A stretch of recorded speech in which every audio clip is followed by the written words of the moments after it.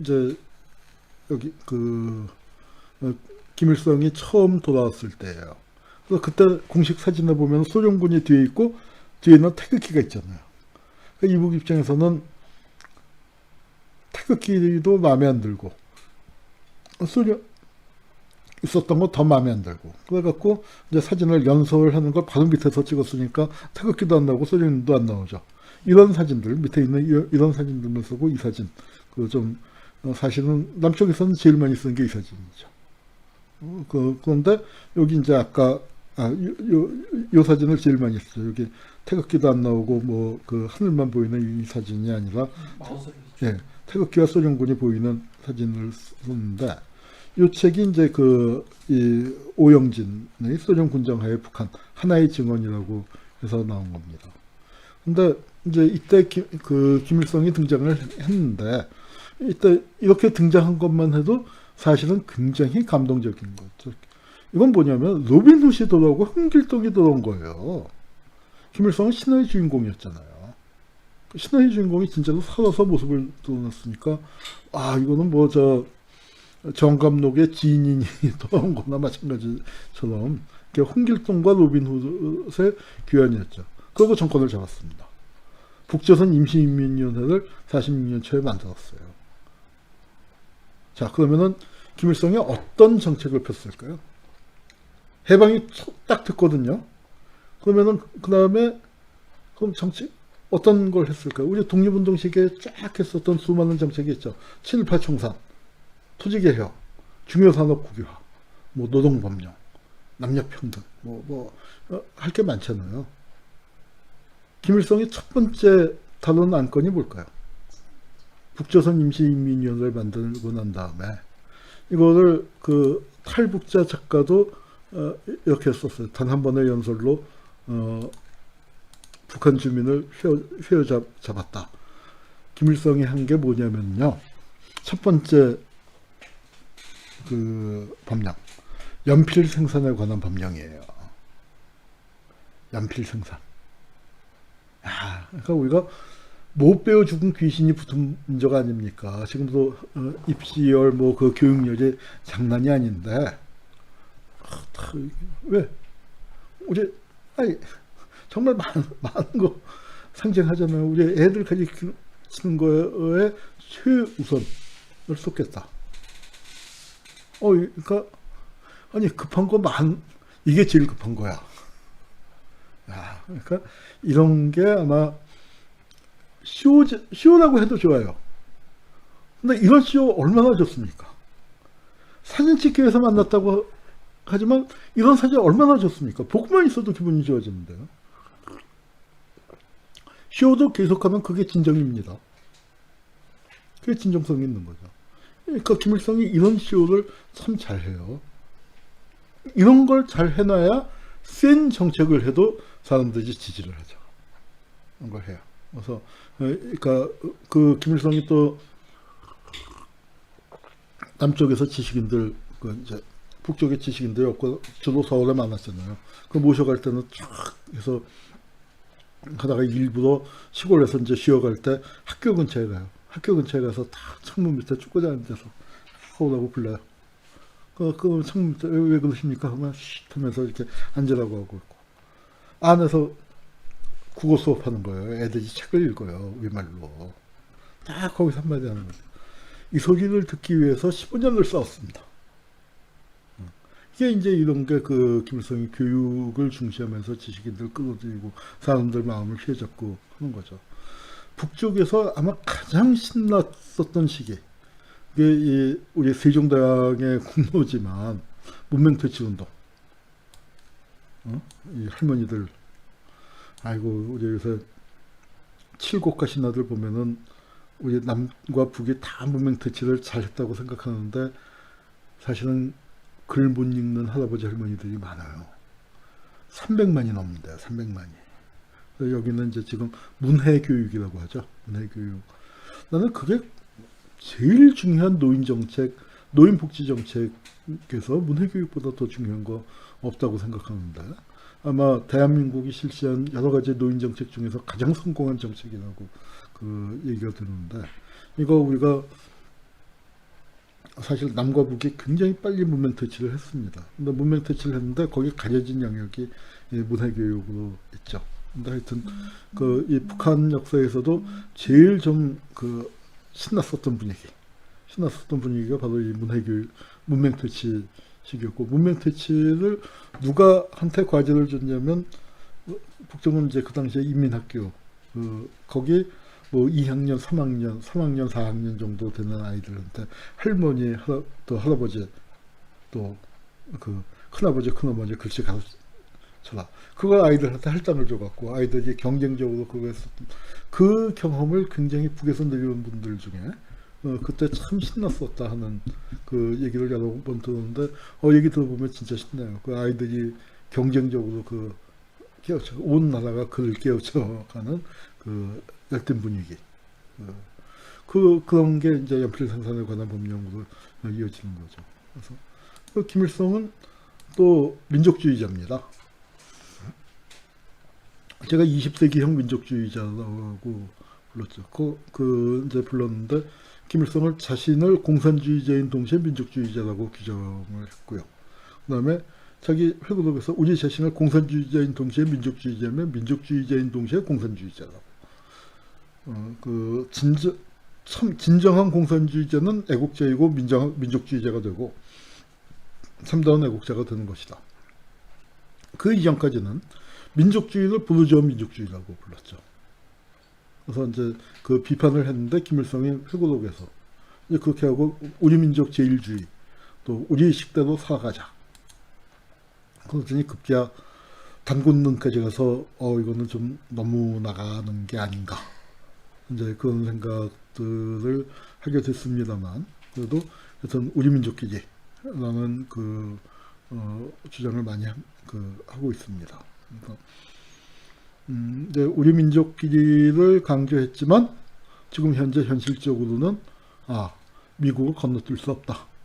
현실주의자의 면모를 또 과시하고 있다고 생각합니다. 이념을 굉장히 세게 내세우지만 또 한편으로는 아주 현실적인 사람이에요. 제가 인터넷에 이제 뭐 김일성 찬양 종북 좌빨할 때 김일성은 민족영웅이라고 불렀다. 제가 김일성은 민족영웅이라고는 쓰질 못했습니다. 사실은 민중영웅이라고 썼는데 한겨레 신문에서 한겨레 편집진이 오자를 냈어요. 그래서 내가 김일성은 민족영웅이라고 찬양했다고 해서 나는 그렇게 쓴 적이 없는데 하고 이거 이제 수국골통들을 허위사실 유포로 고발을 할까라고 이제 하면서 근데 너무 많이 나와서 이상하다고 찾아보니까 나도 그때는 못 보고 그냥 지나쳤는데 한겨레 신문 한겨레 21에 여기 보면은 귀족 영웅이 아닌 자수성가형 민족 영웅이라고 제목을 뽑아놨어요. 그런데 본문에 보면 자수성가형 전형적인 민중 영웅이라고 돼 있죠. 이거는 제가 뭘 갖다 썼냐면은 우리 여기 국문학자인 조동일 교수 있죠. 조동일 교수의 민중 영웅 이야기라는 게 있습니다. 여기서 영웅소설을 둘로 분류를 해서 이 민중 영웅과 귀족 영웅으로 분류를 했어요. 민중영웅은 아주 자수성가형입니다. 그래서 고난을 뚫고 자기가 참 어려움을 뚫고 일어나서 스스로 영웅이 되는 사람이고, 귀족영웅은 날 때부터 정승판사 집안에서 태어나는 거예요. 태어날 때 오색구름이 막 하고 들짐승 산짐승 와서 하는데, 그거 보니까 옛날 민중설화에 있는 거지만 이걸 보고서 딱 드는 생각이 뭐냐면 김일성과 김정일의 차이 딱 나는 거예요. 김일성은 탄생설화가 없어요. 항일무장 투쟁을 통해서 전설이 만들어진 사람이기 때문에 김일성은 탄생은 물론 김일성이 특별한 집안에서 태어났죠. 그 당시로서 볼 때는 역사적으로 굉장히 특별한 집안에서 태어났지만 거기 탄생설화 안 묻습니다. 김일성 태어날 때 무슨 오색구름이 떴다고 그래요. 무슨 산까치가 오고 들짐승이 와서 울어줬다고 그래요. 그런 얘기 전혀 없죠. 그런데 김정일은 있잖아요. 정일봉에 무슨 쌍무지개가 뜨고 어쩌고 저쩌고 산짐승 들짐승 와서 울었다는 얘기가 있잖아요. 이게 귀족 영웅이에요. 김정일은 물려받았잖아요. 김정은은 3대째 물려받은 거 아니에요. 3대가 이제 갔는데, 김일성한테는 그 지점이 없습니다. 그래서 그거를 갖다가 이제 김일성을 이 자수성가형인, 이 민중영웅이라고 썼는데, 그렇게 오자가 나는 바람에 그 민족영웅이라고 됐고, 이제 제가 김일성 찬양이 듣는데, 사실은 제가 김일성을 높이 평가한 건 사실이에요. 근데 그거는 다른 사람들이 너무 황당하게 평가해 놨기 때문에 상대적으로는 엄청 고무 찬양한 게 될 겁니다. 저는 제 나름대로는 진실을 밝힌다라고 썼지만, 다른 사람들과 비교하면, 뭐 제가 제일 많이 듣는 게, 이런 거 써도 괜찮아? 안 잡혀갔어? 고생 안 했어? 그런 얘기들을 굉장히 많이 들었는데, 그래서 제 제목이, 원래 그 제목이 20세기형 민족주의자라고 붙였는데, 이 글이 나온 게 10주년, 2004년이니까 21세기 아니에요. 왜 굳이 여러 가지 표현이 있을 수 있는데 20세기형이라고 붙였겠습니까? 20세기엔 김일성이 세계와, 자기 회고록 제목도, 그렇죠. 세계와 더불어는 게 딱 맞아요. 20세기에 맞는 거고, 20세기의 과제였고, 21세기에도 그 리더십이 적합한지 모르겠어요. 20세기 역사를 할 때는 대단히 높이 평가해야 하지만, 김일성이 추구했던 그 방식이나 추구했던 목표가 꼭 21세기에도 적합한 것인가에 대해서는 김일성 찬양 중국 좌빨로 이름이 난 저도 좀 회의적이에요. 왜냐하면 세상은 계속 흘러가니까. 세상은 점점 바뀌니까. 그리고 거기는 김일성과 함께 항일발전을 하고 김일성과 함께 폐허에서 이북을 재건한 그 사람들이 아니라 지금은 21세기를 살아가는 사람들. 그리고 남쪽에는 어때요? 김정은은 먹혀 들어갈 수 있을지 몰라도 김일성은 잘 먹혀 들어가지 않을 수 있는 존재이죠. 너무나 오랫동안 너무나 흘러졌고, 또 김일성이 갖고 있었던 메시지도 정말 우리 민족이 가장 암울했던 시기에 전해지는 건데, 우리 민족이 지금 여전히 힘든 상황에 있긴 하지만 또 그때와는 다르기 때문에 김일성이 가졌었던 리더십은 저는 분명히 20세기형이다. 그렇게 생각을 합니다. 이런 조웅정 같은 게 이제 그 대표적인 영웅소설이죠. 태어날 때부터. 그리고, 자, 그런데 저는 김일성이 굉장한 실용주의자예요. 아주 이념적으로 완고한 사람처럼 되어 있지만요. 그건 분단 상황이 그렇게 만들었을 뿐이지. 이 등소평의 흥묘백묘는 잘 아시죠? 쥐 잘 잡으면 됐지, 검은 고양이든 흰 고양이든 무슨 상관이야? 이게 등소평 얘기 아닙니까? 그리고 그러면서 이게 개혁개방의 길로 개혁개방으로 가는 가장 중요한 담론으로 이게 흥묘백묘론이 얘기가 됩니다. 그런데 등소평이 흥묘백묘론을 주장하기 20년 전에 김일성이 무슨 얘기를 했냐면, 밥 먹을 때 오른손으로 먹든 왼손으로 먹든 그게 무슨 상관이냐. 밥만 잘 먹으면 되는 거지. 그거하고 흥묘백묘론하고 뭐가 틀립니까? 다만 등소평은 그 문화혁명의 대혼란을 겪은 다음에 흥묘백묘론을 밀고 나갈 수 있는 내부적인 조건을 만들 수 있었던 거고, 우리는 북한은 분단 상황이 지속되다 보니까 김일성이 그런 실용적인 생각을 갖고서, 그러니까 그런 입장에서 주체 사상을 펴나가고 조선 현실에 맞는 마르크시즘 레니니즘을 교조적으로 적용하지 말고 조선 현실에다가 맞게 창조적으로 적용하자 하면서 이제 주장을 하면서 이제 그런 얘기들이 나왔었지만, 여러 가지 제약유권 때문에 그걸 그렇게 밀고 나가질 못했었던 거죠. 그래서 등소평의 흥묘백묘론, 가난이 사유주의는 아니다. 김일성은 뭐라고 얘기했어? 쌀이 공산주의다. 쌀이 사유주의다. 김일성의 꿈이 뭐냐면요, 쌀밥에 고깃국 먹이는 거예요. 근데 김일성은 그런 면에서는 참 불행한 지도자였습니다. 김일성이 죽고 난 직후에, 세상 떠고 난 직후에 이북 정말 몇십만이 굶어 죽었잖아요.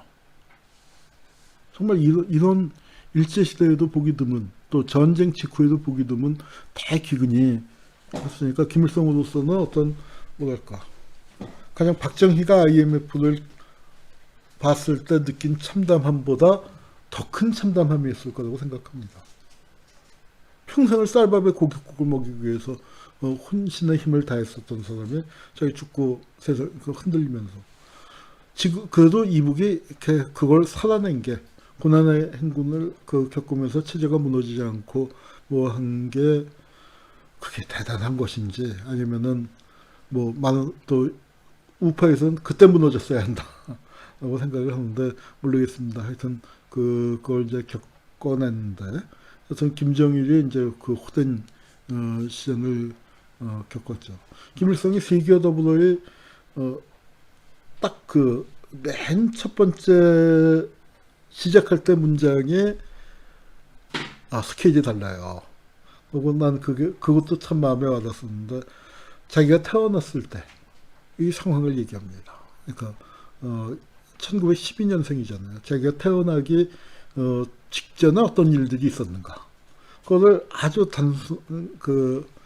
이 사람들 알아듣기 쉽게 단순하게 뭐라고 얘기하냐면 이씨 왕가의 운명을 갖고 얘기해요. 왕의 아버지는 남의 나라에 납치당하고, 그 왕비는 일본인들에게 살해당하고, 그리고 왕이라고도 안 해. 왕이라는 것은 남의 나라 그 공사관에 도망가 있고, 또 황태자는 독약 먹고 있게 되고, 또 그 영친왕은 일본에 끌려가고, 뭐 이게 포스트 패밀리의 왕실의 운명이 이런데 일반 서민이 오죽하겠는가. 이렇게 시작을 하죠.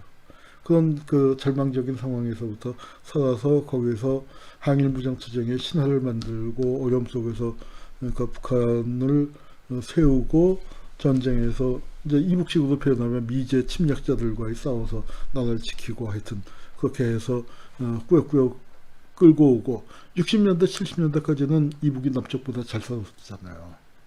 뭐 이제 그랬었다가 그게 점점 그러니까 세계 자본주의 체제가 변화하고 하는 속에서 남쪽이 이제 그 막을 잘 타고 그 이제 흘러나가면서 체제 경쟁에서 좀 뒤처졌지만 그래도 비슷비슷하게 나갔었는데 약간 뒤처진 상태로 89년도에 동북아가 갑자기 무너지고 난 다음에 걷잡을 수 없는 혼란 속에서 그러니까 이렇게 하다가 남북 정상회담을 앞두고 갑자기 세상을 떠났는데 세상을 떠나고 1년, 2년 사이에 이제 북한이 완전히 이제 폭삭망해서 수십만이 굶어 죽는 상황이 됐으니까 참 참담했었던 거죠.